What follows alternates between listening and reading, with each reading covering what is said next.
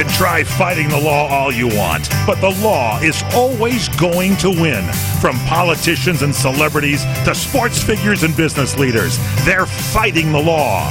Now, here to sort out the nation's top legal news stories is America's favorite legal analyst, Royal Oakes. This is the Royal Oakes Show. Robbing people with a 6-gun. I fought the law and the wrong one. I fought the law and the wrong one. Thank you, Mac Horn, and welcome to the Royal Oakes Show, and welcome to our co-host, Ken Jeffries. How you doing, Ken? Hi there. Still hot outside. Oh, my goodness. By the way, are you still in the witness protection program, Ken, or is there like an expiration on that? What do you mean? Oh, my gosh, Connor, I wasn't supposed to mention I think you kind of blew it, yeah. That sort of undoes like the point of you're on TV. Actually, you really shouldn't be on TV at all. That's really your fault for being behind the camera, in front of the camera. I feel all kinds of a fool. Yeah. Was I in witness protection? I feel been a long time, or I what? feel like you would be more of the murderer than the murderee, but no harm either way. I feel the same way. We're also welcoming our millennial. Can you explain? Can you back up and explain this? He's just being millennial correspondent Connor Oakes. To explain, Ken, it's just my wild sense of humor. Yeah, he's wacky. I don't actually He's off the think wall. that you were ever in the witness protection program. It was, I guess, what I would call a joke. Can you think of a better name for it? I would hope that you not take his bad jokes. No, it's badly, because good, they are good bad. seeing you too. It's a badge of honor, actually. What was that show with Jason Bateman? Did they put Arrested Development? Well, I know, but then there was another one where he was like an accountant for some big cartel. Ozark. By the way, can I ask you a question? Now you got to be concerned. Was I supposed to be somewhere publicly this week? That I didn't show up? No, you're good. Not at all. Not at all. You're good. And Connor he was out last week. Rob Marenko. Speaking of being in witness protection, where were you? Connor, gamely, Rob Marenko tried to fill your massive shoes. He did it remotely from Florida, so Ken and I had a good time interacting with him long distance. So I was here last week. I was not in witness protection. No. I was the one. Now you got this into my head. You got a weekend pass, Ken, from talking about from witness protection program. By the way, if anybody knows what Royal's talking about, Mike Gary can give the number out. And a complete script of the show. Send 25 cents. Send 25 cents to Merkel Press, Omaha, Nebraska. Now, who knows Merkel Press? Meet the Press. Meet the Press was Meet the Press. When Ken and I used to watch Meet the Press when we were children and trying to learn about politics. And who was the host of Meet the Press? Lawrence C. Spivak. Lawrence Spivak. Good memory. He is in witness protection. Wow. For a long time. And if you wanted a transcript of the show, they'd have the big newsmakers of the day. Then you could just write into Merkel Press and pay them 50 cents or a couple of bucks or something like that. So, ladies and gentlemen, if you're brand new to the show, let me tell you. Apparently I am too, by the way. And Ken is brand new to being back in society. Let me tell you, we have some fun features every show. One is Moron of the Week. We have a moron up top at the top of the show, and then one at the end, and then we generally vote on who is most moronic. This week, the top of the show is Royal. Well, I'm right behind him, apparently. So then we also have Guess the Verdict. We're going to have some wacky cases. You guys are going to guess who won, who lost. We also have a new feature that I'm going to initiate here, Outrage of the Week. It's just going to be my pet peeve. And we have our top stories. Of course, we're going to get into the whole issue of Donald Trump and his feud with Michael Cohen. We'll get into that in the second block of the show. We'll have some bizarro news in the first block right now. So, guys, I think we should kick it off with the first candidate for Moron of the Week is actually an unorthodox candidate, guys. It's editors of headlines.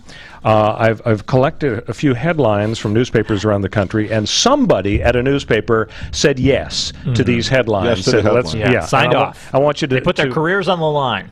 Right. So here's the first one. City unsure why the sewer smells. Now, I think that could have gone through an editing process. Yeah. Don't you think? It kind of stinks. Yeah. Man accused of killing lawyer receives a new attorney. Well, that's... Wouldn't you think the people at the New York Times or whoever the attorney could that, be in the sewer, actually. That could explain it. Yeah, could explain it. Federal agents raid gun shop, find weapons. Why would they have a headline like that, knowing everybody's going to look at it and just start laughing and saying, where did you go to journalism school? Talking about it. Yeah. Well, here's one that Ken will appreciate as a newsman and a radio guy. And even a witness protection. Go ahead. Yeah. Total lunar eclipse will be broadcast live on Northwoods Public Radio. How do you convey the gist of the eclipse? Because I'll tell you. This is why. I'll tell you why. When I worked at a radio station in Thousand Oaks, I covered the fireworks, the 4th of July fireworks display. That's challenging. No, and I did, and we had, of course, a bunch of people going ooh, and that's what you do with the lunar eclipse. Pop in the background. Yeah, with the lunar eclipse, it's like you go to Griffith Observatory. You know how say that 3 times fast, by the way. And then you have people going ooh. For television, of course, it's okay. Easy, but for radio, you go ooh, look at that. Look at that. Look at that. One of the things that made Vince Scully so great as a baseball announcer was his use of silence. He would not speak when it wasn't necessary. Yeah, it's true. And so if the crowd roars Vince Scully would, As a radio guy, the ooh of the crowd is being broadcast. The pop, pop, pop of the fireworks. What was there for you to do? There's the ooh of the radio station intern going, oh. Edward R. Murrow? Well, actually, some radio stations did broadcast patriotic music during the fireworks, but they weren't covering it for a news story. Yeah, Lee Greenwood, born in the USA, or proud to be proud to be an American. Yep, I bet he just makes no money 8 months a year, and then the checks start rolling in around March. Yeah, but boy, those checks are big enough. The July 4th checks are. So this next one is it's a little X-rated. Perhaps we send the children out for this one. Okay. Tiger Woods plays with own balls. Nike says. I say Tiger has a lawsuit. I got to tell you, that reminds me of a story about, I can't really get into it again. Johnny Carson, apparently it was Arnold Palmer's wife was on Johnny Carson. I thought you said you couldn't get into it. Can't get into it. You're getting into it. He said, what do you do to wish your husband good luck? This is Arnold Palmer's wife. Before a tournament? Yeah. Okay. She said, I kiss his blank. You kiss his balls. You have to say balls, otherwise it's worse. Johnny said, you kiss his balls. Yeah. And then Johnny said... That man ought to make his little putter stand up. Yes, that's the story. It's a classic Johnny Carson story. And I think I was in witness protection all over. Next moronic headline, guys. Statistics show that teen pregnancy drops off significantly after age 25. Why don't they think about this? And finally, the last moronic headline, bugs flying around with wings are flying bugs. So, that's our candidate number one. Flying around with wings. That's actually a high-level entomology journal, and unless you're an entomologist, you just wouldn't understand it. Don't get it. So our next feature, Guess the Verdict. You guys are in the game show mode here. You get to guess who wins here. My buzzer. Okay. Manhattan Beach, California woman visits a public restroom at a grocery store. It happens, okay? She notices 2 small boys running away from the restroom, kind of giggling. She sits down on the commode, we'll call it that, but when she tries to get up, she's stuck. The boys had put glue on the toilet seat. Paramedics are called. She's extricated, but claims her $10,000 wristwatch disappeared in the confusion. She sues for emotional distress, humiliation, minor skin loss, and the loss of her wristwatch. Her arbitrator gives her $14,000, but she has a right to reject the arbitration and go for a jury trial, and so she does. What does the jury do in this controversial case of the lady in the grocery store with the skin on the commode surface and the wristwatch? What do you think? The wristwatch is so baffling. I mean, is the idea that the paramedics stole it? Did she drop it in the toilet? Yeah, good question. So how are you going to vote? Does she win or does the grocery store win? I think I vote against her as a juror just because I think she lost her watch, got glued, and thought this is a great opportunity to get my watch. Yeah, what about you, Ken? Does she walk into the commode with the watch on? Does she own the watch? Surveillance cameras. If there's surveillance, that's what we need. Yeah, you know what? I think Connor's right. I think that you guys are both right. And speaking of surveillance, I got to plug an HBO show called The Night Of. It's a murder mystery, a lot of courtroom drama. It was made in 2014. My Gary likes it. Nice. Lauren and I just saw it. We absolutely loved it. I'd recommend it to everybody. It's 8 hours. What is it called? Wait, what is it called? The Night Of. It's about it's a murder mystery. Actually, I was involved in that, because I'm involved in witness protection program. I understand. Yeah. Ken likes the joke. Great show. Case number Number 2, inmates at the Vancouver, Washington County Jail sue the jail to prevent the serving of Nutriloaf, a beige casserole. Some people say beige. I say beige. Ken, you're a beige guy, right? Oh, God. Consisting of beef or chicken chunks, apples, and eggs. A 9-ounce slab is a complete meal. It's a bad word. Speaking of chunks, I think I have Stop. to... It's a bad word.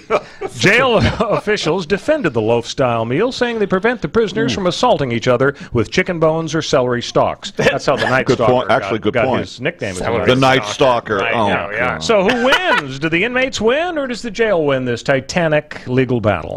You can't convince me that a jury heard the word assault with a celery stalk and voted that direction. It's impossible. They can't possibly. The prison cannot win. Okay. What about you, Ken? What's your guess? Yeah, I agree with him, too. Thank you. The judge rules the loaves are not cruel and unusual punishment. Bad news for the prisoners. Man. Final guess, guys. Here it comes. 73-year-old Mary Verdev was enjoying a church bingo game in Milwaukee when the bingo board fell on her head.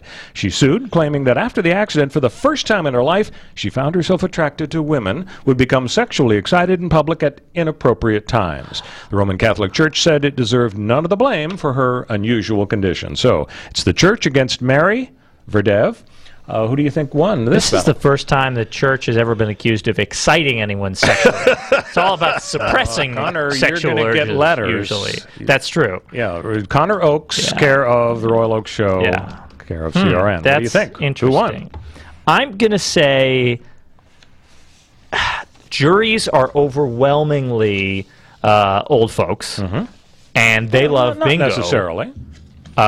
I think they love bingo. You tend to get people and who are retired because they don't have the excuse. Yeah. But you have a lot of public employees whose employer will pay for it. So that's true. I don't think it's overwhelmingly older folks. Okay, so I think the people they're gonna side with the lady who got hit by the bingo board. That's it. No one expects to get hit in the head with a bingo. Bingo is not an inherently dangerous activity. Right. You're gonna you look like the bad guy if you hurt little old lady with a bingo board. I'm sorry, you're right. What's your guess? Well, first she ended up falling in love, I think, with 038. You got that joke, right? That's very good. Yes, I got that one. Oh boy. So so Mary versus Roman Catholic Church. Yeah, I agree with Connor. Verdev won $400. She beat little old lady. Got it. Okay, fine. So I'm just going to agree with you. I'm going to agree with him with the rest of the show until I figure out your first joke. Bad. Yeah, so outrage of the week, guys. San Francisco Superior Board of Supervisors, they are voting to ban cafeterias for employees. So if you put up a big building in San Francisco, Silicon Valley or some high-tech company, you want a cafeteria for folks, give them either free lunch or reduced price or whatever.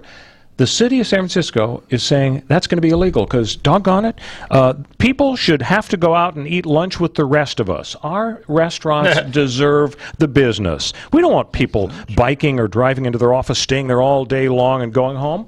So, to me, that's the outrage of the week because that's pretty bizarre. I understand you want to help local business, but isn't that sort of symptomatic of a mentality when a politician gets into the office and thinks that they know best? The answer for everything, yeah. Yeah, I mean, would you guys be comfortable if in your community if the politicians said, "Oh no, you can't eat lunch in your company cafeteria and have a nice discount"? It's wild. I appreciate the sentiment in some idea of we want to have some sort of civil society where people go out and we think mealtime is important and we think supporting businesses is important. I think going out into the world and patronizing, you don't want to end up with every business being this gigantic monolith siloed and nobody ever leaves the building. But you're hitting this problem with this giant hammer. There's got to be a better way to promote local businesses and restaurants than banning, any form of food being served by the company. It's silly. I agree with Connor. Yeah.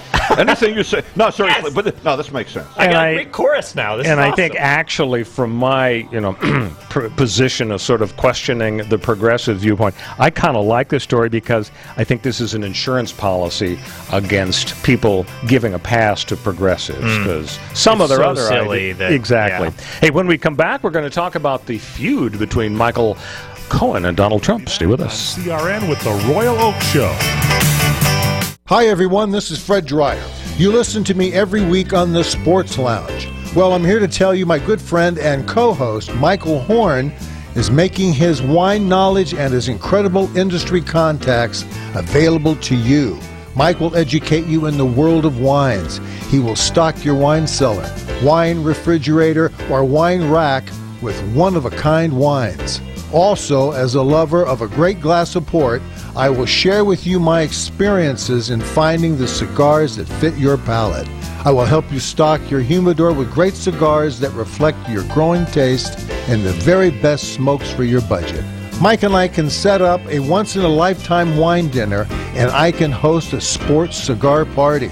Call us today at 818-818-6400. That's 818-818-6400. Let us find the dream wines and cigars of your lifetime. Ka'anapali Beach Hotel, Maui's Hawaiian Hotel. From traditional Hawaiian weddings and vow renewals to your own unique ceremony, find out why Ka'anapali Weddings is the perfect place to say, I do. Create the memory that will last a lifetime at the place you and your family know and love, Ka'anapali Beach Hotel. Imagine yourself and your loved one just steps away from world-famous Ka'anapali Beach in one of many wedding venues to choose from, including oceanside lawns, tropical gardens, or indoor banquet rooms. With your choice of catering, bar, floral, and musical options, you can make your special day customized just for you. Their wedding specialists will help you plan your dream wedding today. For more information, visit ka'anapaliweddings.com or call 661-0011. Ka'anapali Weddings, the perfect place to say, I do. Ka'anapali Beach Hotel, Maui's Hawaiian Hotel. When you really want Italian food, you've got to get to Columbo's. Columbo's Italian Steakhouse and Jazz Club, Colorado Boulevard, Eagle Rock. It's that little neighborhood place you wish was down the street from you. Seekers of luscious and appetizing gustatorial pursuits, indulge your fancies with steaks so absolutely yum-yum, vegetarians have forsaken kale and Pilates and never look back. Fish specialties so fresh and delicious and chosen by King Neptune himself, and relish Columbo's Italian family specialties so delectable you'll be yelling out, bravo, bravo! And let's not forget Columbo's world-famous meatballs, and you've got to try their breakfast pizza. Oh, and jazz every night. Service that's friendly, not fawning, and at a price that'll keep you coming back. That's Columbo's, that little neighborhood place you wish was down the street from you. Columbo's, Manja. Welcome back to the Royal Oak Show with our co-host Ken Jeffries and our millennial correspondent Connor Oakes. I promised we were going to go to the top story of the week, the feud between Michael Cohen and Donald Trump, but I kind of lied because I want to get a couple of things out there. First of all, I think we should return to the issue of whether or not Ken Jeffries really is in the witness protection program. I don't know if we really resolved it completely. Did we reach a conclusion? Wait, let me call myself and see if I'm still here. You know. Okay. So yeah, just for the record, folks, Ken's not in the witness protection program. Allegedly. So the other thing I wanted to get into is I have this pet peeve. So, you know, there's this Democrat in a red state, North Dakota, her name's Heitkamp. She's running for re-election, and the worry is, oh, my God, if she votes against Trump's Supreme Court nominee, then she might lose her race. So they're talking back and forth, and Heidi Heitkamp is campaigning hard. And so she's talking about her opponent, some guy named Mr. Kramer. And she says this, quote, he literally is gluing himself to the president, saying, if you like the president, then vote for me. So she's accusing Kramer of aligning himself with Trump. Now, when she says he literally is gluing himself to the president, do you guys have a problem with that? I have a problem with somebody saying literally when they don't mean literally, they mean figuratively. Why do people do that? The dictionary has to evolve. People have been doing it for comic effect and exaggerative effect for enough times, enough years now. Is it possible that instead of exaggeration as their motive or comic effect as their motive, they're just stupid? Is that possible? Yes, of course it's possible. But if you look in the dictionary, it's got two definitions now. It has. You know what I think of the dictionary? Dictionary's gone. Dictionary's gone. I don't want to see people. You literally hate it, don't you? If San Francisco can ban employee cafeterias, right, which is a a real communistic idea, I can ban the use of literally and inappropriate. You absolutely can. In this show, this room is now a literally only zone. What? It's a zone where you have to use the word literally. Only mean literally.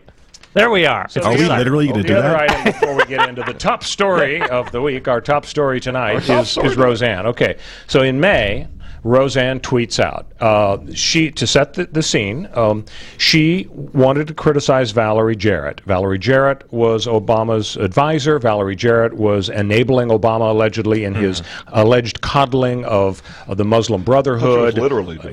That's right, figuratively.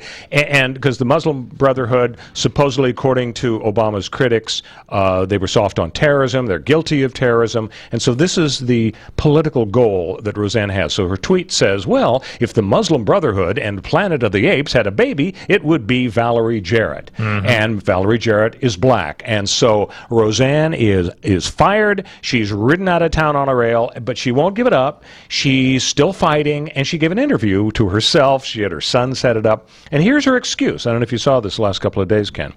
Maybe you reported on it. Her excuse is, oh, no, you don't understand. I didn't even know Valerie Jarrett was black. Didn't know she was African American. When I mentioned Planet of the Apes, I was talking about anti-Semitism. What? And I'm thinking to myself, what? Yeah, exactly.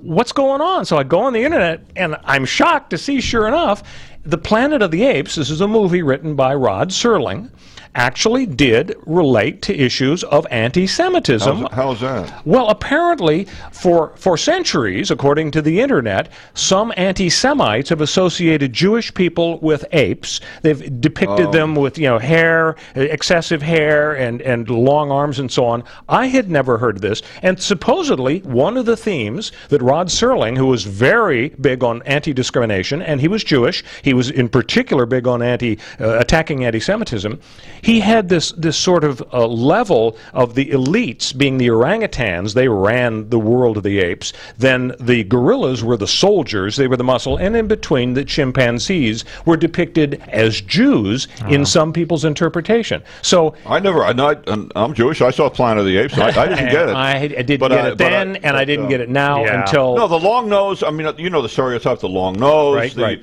And with the religious Jews, what they call the payas, which is like the long sideburns and stuff like that, and the hats if you're ultra religious and all that. But that's the money, the alleged money grubbing, and what I'm saying, then that's a stereotype, of course. So these are historical issues. So the question is there any way anybody thinks Roseanne is going to get off the hook for being a racist with this story about, well, I didn't know Valerie was black, and I had anti-Semitism in mind? No, it's so. I mean, first of all, you've got to take into account the context of all the other tweets she's ever sent out there. And let me tell you, they're real bad. Don't go look them up. They're real bad. They will ruin your day. So, this is not a good person. And she's not a student of this sort of... She's not like she is, up there with Rod Serling. Like, discrimination against Jews is a super bad thing. And let's think about the best way to handle this. And let's craft a nuanced tweet that references this historical concept. No, she made another racist comment. It definitely... And she's had months now to come up with a story that is extremely convenient that basically shifts this whole thing into, I didn't know Valerie Jarrett was black. We're converting this. You're changing the topic of conversation to how dark-skinned is she. I think the bottom line is by telling a lie, she's making it even worse for herself. Hey, stay with us on the Royal Oak Show. We'll be back on CRN with the Royal Oak Show. Hi, friends. This is Larry Manetti. Go to LarryManetti.com to get my book, Aloha Magnum. You'll read all about the wonderful guest stars like Carol Burnett, Elvis Presley, Frank Sinatra, and many, many more. There is an episode guide and my favorite recipes that I really cook at home. I will include a free signed photo with every book. Get Aloha Magnum at LarryManetti.com. Order now. Aloha. Do you want to fly somewhere, anywhere in the world? Smart travelers call myflightsearch.com for the best deals on flight tickets. Going to Manila, Bangkok, London, how about Singapore? Call myflightsearch.com for the lowest flight tickets available. What about a local vacation? Let's say you want to fly to Vegas, Orlando, Miami, Los Angeles, or Denver. Pick up the phone and call myflightsearch.com right now. We have exclusive deals that you can't find anywhere else. The only way you can get these low airline prices is by calling us. We have so many low prices available, we can't possibly tell them to you right here and now. If you're flying somewhere anytime in the next 6 months and you want the lowest airline ticket prices anywhere, you owe it to yourself to save a ton of money. So pick up your cell phone and call myflightsearch.com right now. Call 800-445-3166. 800-445-3166. That's 800-445-3166. Call now. 800-445-3166. If Ernest Hemingway was alive today, would he say this to you? Shakespeare, Mark Twain, Edgar Allan Poe, all great writers. And after reading your book, I simply must add you to the list. Wait, you don't have a book yet. So make a free call to Page Publishing. Their expert staff can help you turn your book idea into a real book, a masterpiece that could someday make the bestseller list in hard copy and digitally all across the world. Page Publishing can help you completely take your idea for a book, write it, and publish it. So if you want to join the ranks of some of the most famous authors in the world, call now for a free information kit. Turn your book idea into publishing gold. Make a free call right now to Page Publishing. 800-378-3212. 800-378-3212. 800-378-3212. That's 800-378-3212. You order a glass of your favorite Cabernet, fresh asparagus, hollandaise on the side, a filet, medium rare.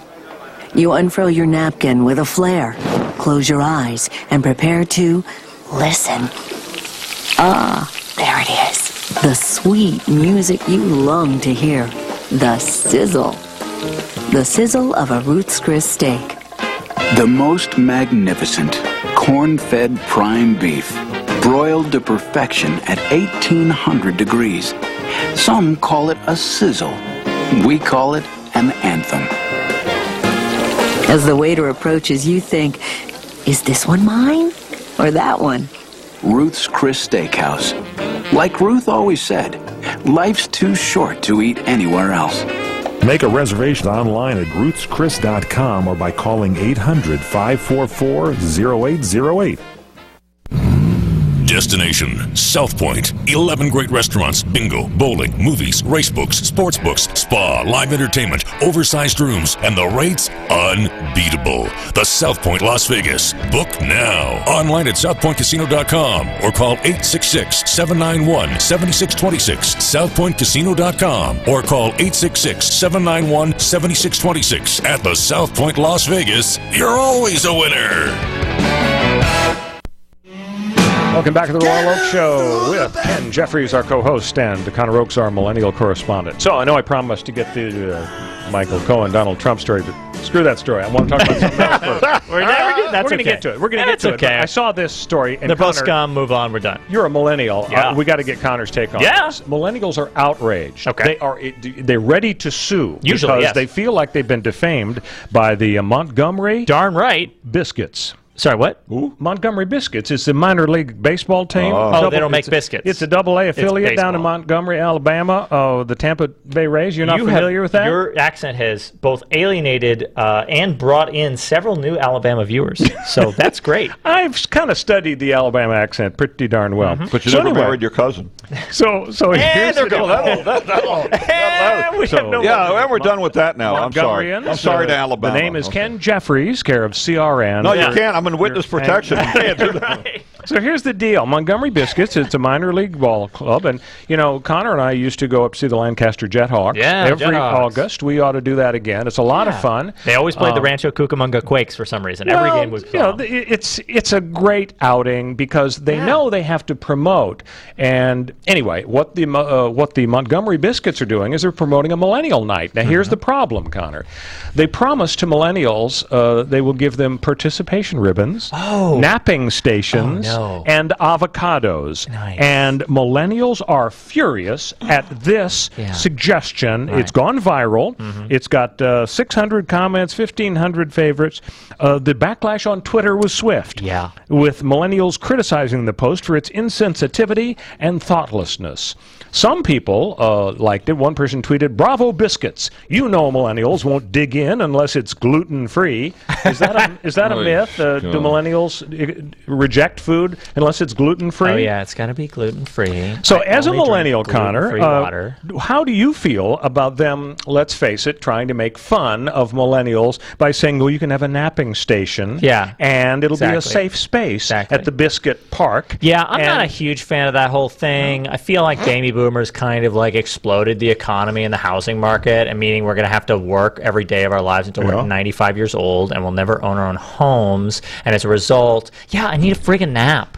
What about they got to put the stations at first, second, What about third. the Greatest Generation? Do you have a problem with them too winning that big war for you? You know, I don't remember that, but I hear great things about it, so they're okay in my mind. They're fine. They're fine. Gramps is cool. And the Founding Fathers were okay winning that big revolutionary they war got for some problems. They did some things okay, and they also had some slaves or whatever. Okay, so in other words, you're not going to sue over it, but you're not real happy about the whole. I have a napping station nuanced thing. view of the Founding Fathers and the Greatest Generation, but I hate baby boomers with every fiber of my being. Why? Why do you hate us? Because you want to deny me my avocado toast, and it's the only joy I have in this life. Avocado what is it? What? Avocado toast? Yes, we millennials got criticized in the media, broad, big, capital M, just like Trump, the media, because we were spending so much money on going out and eating brunch and eating expensive avocado toast that this author said, you're never going to own your own homes. We're never going to own our own homes because wages are flat or down,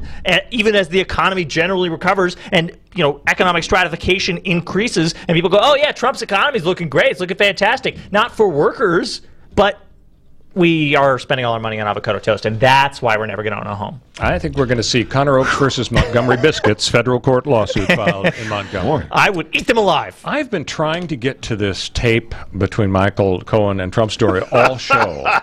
Finally, guys, I'm going to get to it. So we're out of time. To me, this is fascinating. I mean, Michael Cohen, the fixer for a dozen years, he is the guy. He is the enforcer. Yeah. He is Donald Trump's hammer in so many lawsuits. Hushing up all these women and all of these controversial lawsuits, and now it's open warfare. I mean, for Michael Cohen to come out and say, well, yeah, Donald Trump knew all about that meeting with Don Jr. at Trump Tower before it happened. I mean, Lanny Davis, the Hillary and Bill Clinton lawyer, is whispering in his ear. So I guess maybe we should his lawyer. Is he Cohen's lawyer? Yeah, he's Michael Cohen's lawyer. Isn't it weird and surprising to you guys, though, that there would be this open warfare? I mean, I guess probably there was some nosing around by Cohen about a pardon. Nothing good came back in response to that. As a result, what, World War III? Did Cohen want a cabinet post originally and didn't get that or something? Yeah, he did. And, he was going to be something. I think he just wanted to own a brothel outside Reno. I mean...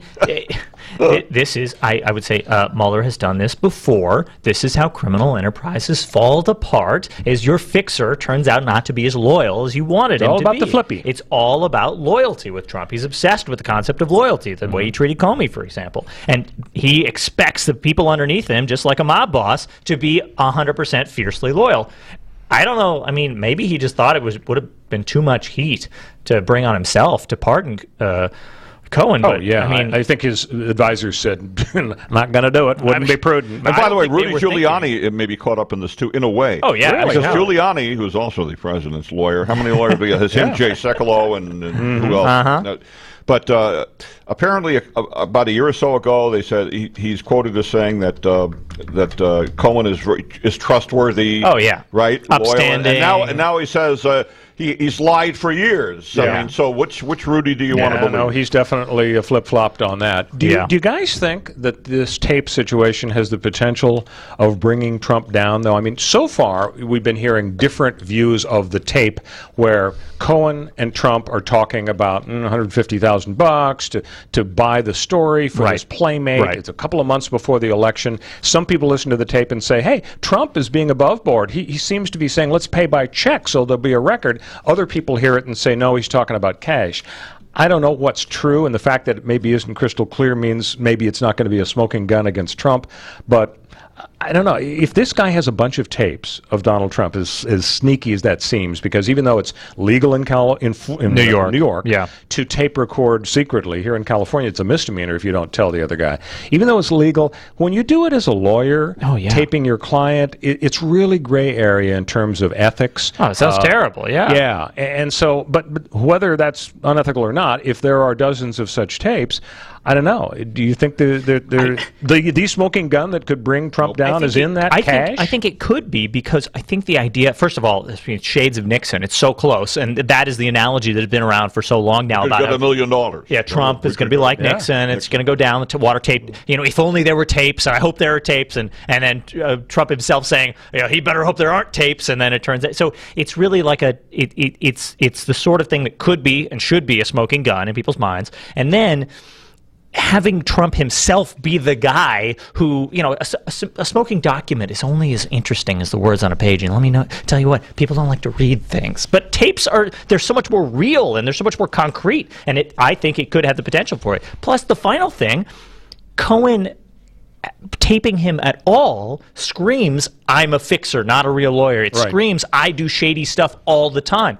It's why would you be tape recording him unless you're doing shady stuff and you need an insurance policy to blackmail him with later? On your point about the power of tape, I was thinking about the same thing, and I actually was kind of racking my brain from the political and legal history of the last few decades, and I came up with this list, and it demonstrates the idea that a tape is so real, it's so unvarnished, there's no spin to it, it's just the way it was. You start with Nixon, and that's what brought him down. He was hanging in there, and but for the tape, he'd still be president today. Maybe. Then you've got Rodney King in 1991. I mean, let's face it. Yeah. You can have 1,000 witnesses say, I saw everybody being mean to Rodney King. There's no substitute. A picture, 10,000 words, as the cliche goes.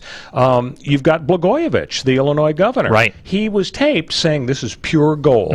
I have the power to appoint a member of the United States Senate, and I'm not letting this go for nothing. That's what was his downfall. Trump's Billy Bush tape looked like it was going to be devastating. I mean, you remember when that came out, it was like, let's forget it. Right. All of the Republicans were saying, Trump should step down and so on. Let's let Mike Pence be the top guy.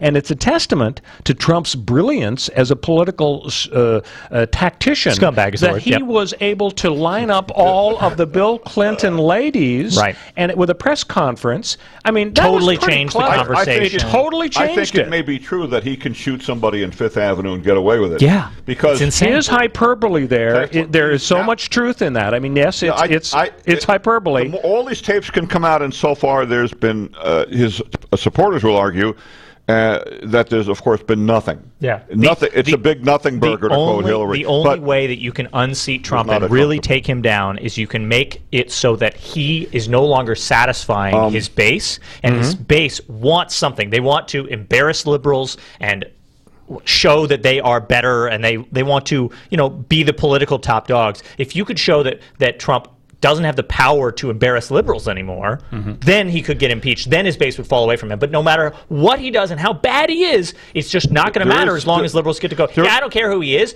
You hate him, and that almost makes him better. Like, everything he does makes you angrier. And that's what I want to do. Okay.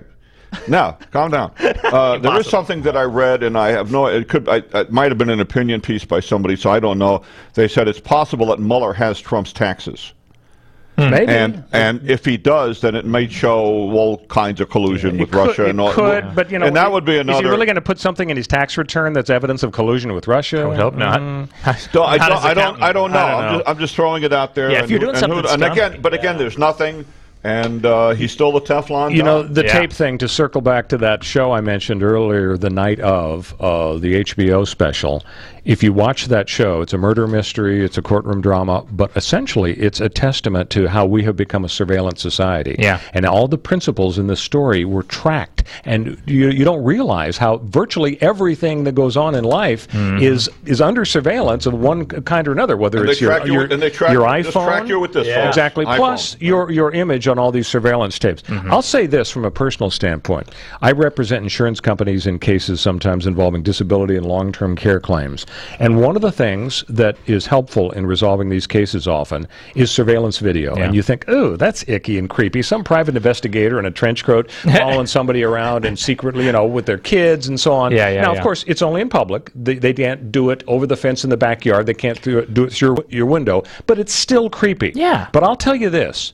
When a jury sees a videotape of a person who creepily has been followed around and secretly recorded, and they have a revulsion for that, when they see that the person who's claiming that they're injured or the extent of the injury was X, when they see they're lying, that they're absolutely exaggerating it purely for the money, somehow they don't care. They get over it. They get over it, and they want to do the right thing.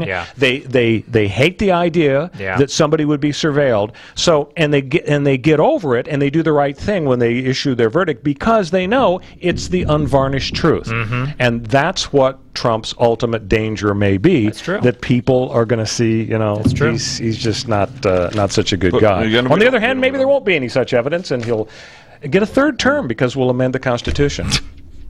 Right. So to go from the sublime to the ridiculous, Flippy the robot. We've been talking about how Flippy is an electronic way to flip Michael burgers. Cohen actually, going to replace McDonald's worker. Sure, he's a Dodger. You are going, next time you go to Dodger Stadium, Ken Jeffries, Flippy the robot will have worked on your burger. Ooh. Yeah, the 50,000 customers a day are going to be getting their burgers through this company called Miso Robotics. They debuted earlier this year in Pasadena. And economists predict some loss of food retail jobs. Don't tell San Francisco. No, well, they're going to ban Flippy. They're going to run Flippy out of town on the rail. They're going to blow Flippy up. Well, you remember, funny you mentioned that. We talked about this on the show probably 6 months ago. The SPCA up in San Francisco has an office, and there was a lot of trouble with homeless people urinating on the walls and messing up everything. And they didn't want to have to send out a live security guard to hassle them. And so they had a security robot to go around and say, you know, stop urinating on the wall, human. Cease. Yeah, exactly. And you know what? Like RoboCop, isn't it? People didn't like it. What? People defaced and vandalized Flippy.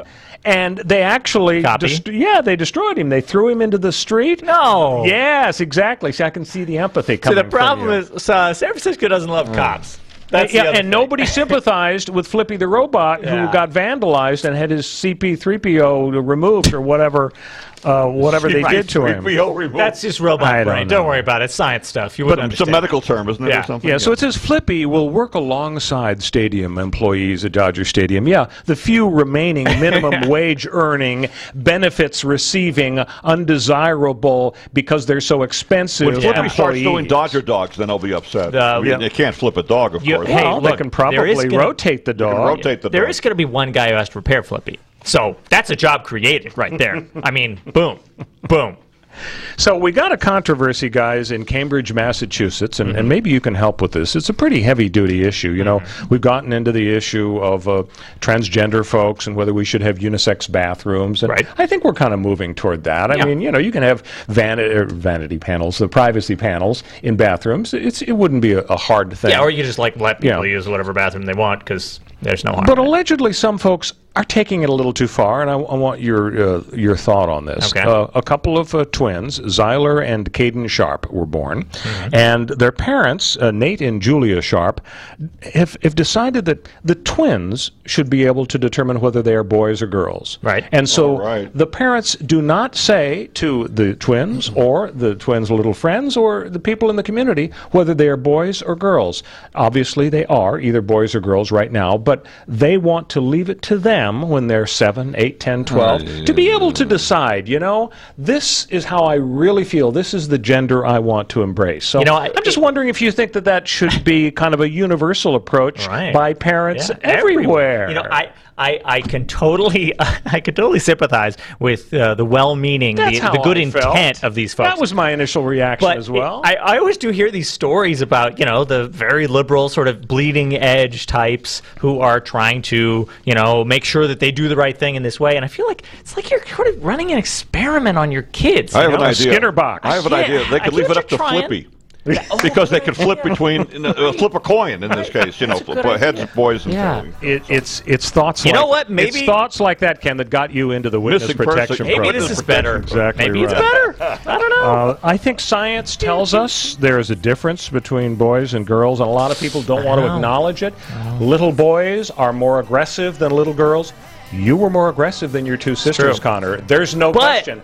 And I don't think things have changed. Younger sister, roller derby playing younger sister could crush me with her pinky. But she does it in a nice way. It's true. Hey, when we come back, we're going to get to our hot tub time machine feature, our second moron of the week. So stick with us on the Royal Oak Show. We'll be back on CRN with the Royal Oak Show. Hey, Lorraine, do you realize that your mother, my mother-in-law, Chef Maria, has been serving Las Vegas since 1949? Yes, I do, Dennis. That's when she first met Howard Hughes, who fell in love with her cooking. And in 1955, she opened her first restaurant on Fremont Street. Yes, dear. And another great customer was Liberace. Wow. Then in 1962, while Frank Sinatra and the Rat Pack were causing global excitement on the Las Vegas Strip, your family opened their second restaurant. And in 1972, Elvis Presley began electrifying Las Vegas audiences and eating in our restaurants. You know, Lorraine, this is quite a town. There's only one Las Vegas. And there's only one Bootlegger Italian Bistro. Folks, when you're in Las Vegas, come visit us. We'll make you feel like you're part of our family. The Bootlegger Italian Bistro, conveniently located at 7700 Las Vegas Boulevard, South Strip. Visit our website at www.bootleggerlasvegas.com.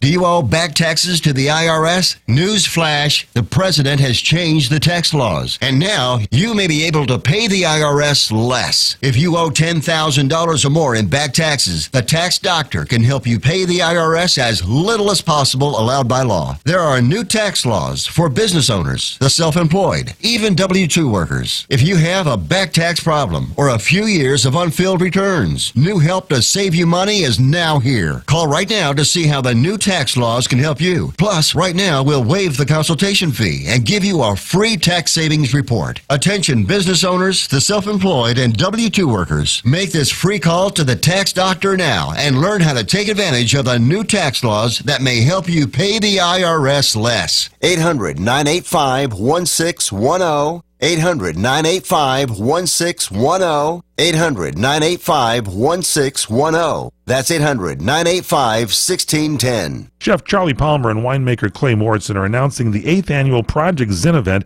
taking place Friday, August 17th and 18th at Hotel Healdsburg in Healdsburg, California. It's a big weekend event offering a series of dining and educational events hosted by Chef Palmer, Clay Mordson, and some of the industry's most elite winemakers. Project Zinn lines up 21 of the most highly acclaimed Zinfandel wines for tasting, and Project 21 has the number 21, a significant number in most cases of Down syndrome because there's an extra copy of chromosome 21 which changes the body and the brain's normal development.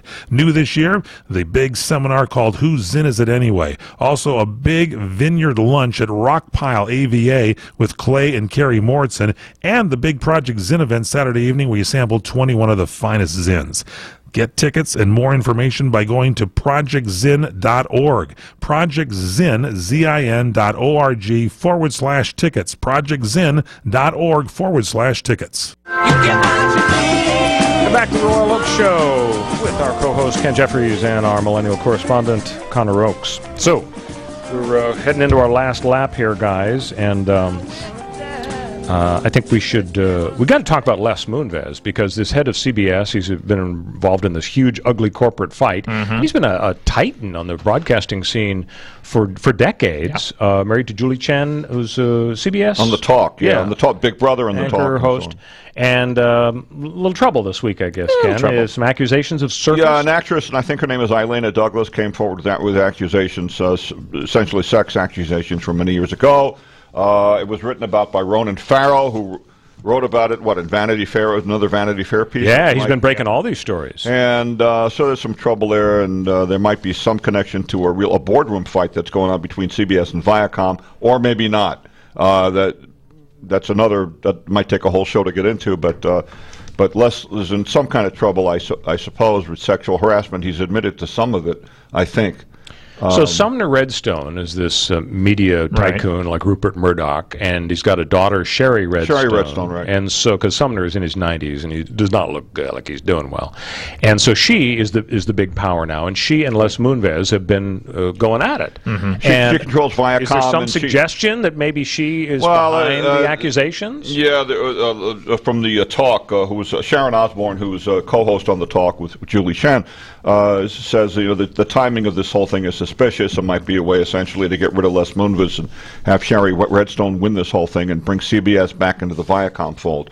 So it's kind of a backroom, boardroom, high-stakes financial thing. Yeah, and what better way to do it than to plant the thing in the paper maybe that says Les Moonves was guilty of sexual harassment and all of that. But they don't know, and CBS is investigating. So another one bites the dust, probably. Yep. So moron of the week, we've got our second candidate coming out now. Earlier, we had the folks who were the headline editors. Yeah. So this guy, he's in Melbourne, Florida. I don't know why they call it Melbourne, because that's confusing. It should be in Australia, right? Yeah. But there is a Melbourne in Florida. So this guy, Charles Falk, 40 years old, he goes to jail. And he gets out of jail, and so he takes a taxi home. And he gets home, and doggone if he doesn't have any money to pay the taxi driver. And so he's returned to jail. But he couldn't pay for the ride home from jail. Self-fulfilling so prophecy. he's returned to jail for stiffing the taxi driver. He would have learned his lesson. 30 miles to his Melbourne home. He tells the driver, neither my sister nor my roommate nor I could help pay the $70 fare. Now, that's pretty grim when none of the three of them could come up with the $70. So the driver called the cops. Yeah, of course. What are you going to do? What are you gonna do? I mean, you don't take a $70 cab and the whole time just not remember that you have no money. Yeah, but very maybe strange. he just expected his roommates. He'd been in sister jail previously for criminal mischief. Officials say he'd been convicted of ransacking his own home. I don't know why that would be illegal, but he damaged his I do that roommate's all the time, by the way. You're like the Rolling Stones at the Ritz. All right, so let's vote, guys. Who's the biggest moron of the week? The guy that couldn't pay for his taxi ride home from jail, so he went back to jail, or all of the morons who edited those wonderful headlines that we talked about at the top of the show? I think it's got to be the headline writers. I think that they you had some gold finds there. Those were pretty amazing. And yeah, every time you miss a comma and it's this person connects with her family through cooking, her family and her dog. It's like you gotta fix it. Take a look at it. Make sure it lines up with the photo. Come on. How about I agree. As I've done all show, I agree with Connor. Thank you. Got him. So all right. we'll make it unanimous. I agree as well. Well, our feature Hot Tub Time Machine, guys, we like to honor songs from the 1960s and 1968 because this is the 50th anniversary of 1968. And so this one is definitely a classic. It's Sitting on the Dock of the Bay. It's by Otis Redding. It was #1 on the pop charts in the United States, and it was recorded 3 days before his death in a plane crash. So my gosh, I had no idea. The legacy of Otis Redding. You probably played it when you were a professional disc jockey? Yeah, when I got in a few years later into the business, but yeah, sure we did. Yeah. Absolutely. Great Otis singer. Redding. All right, folks. Hope you enjoyed the show, and hope you tune in next week here on the Royal Oak Show. Have a great week. I left my home in Georgia.